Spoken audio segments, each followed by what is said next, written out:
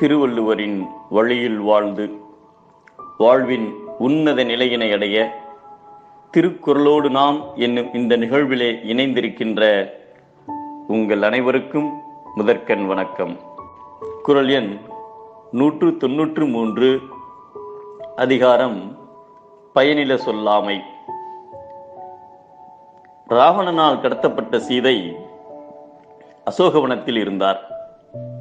ஒரு நாள் அவரது தந்தை ஜனக மகாராஜா அவர்களை 4 புறமும் கயிற்றால் கட்டி இழுத்து வந்தார்கள்.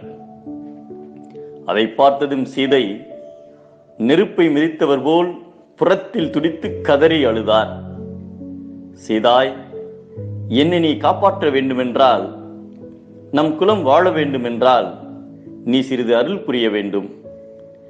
நீ இலங்கை அரசன் ராவணனை நேசித்து அவனது சொற்படி நடக்க வேண்டும் என்றார்.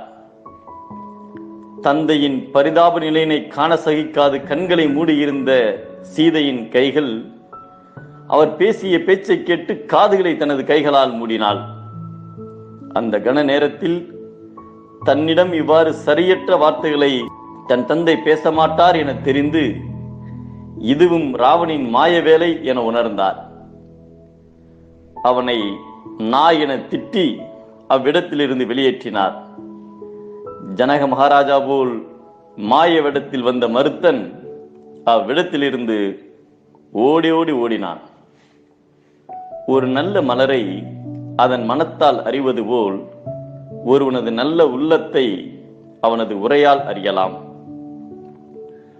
பயனில்லாத தீய சொற்களை ஒருவன் பேசுவதை கொண்டே அவன் தீயவன் என அறிந்து கொள்ளலாம் என்பதை நயனிலன் என்பது சொல்லும் பயனில பாரித்து உரைக்கும் உரை என்கிறார் நம் தெய்வ புலவர் திருவள்ளுவர்.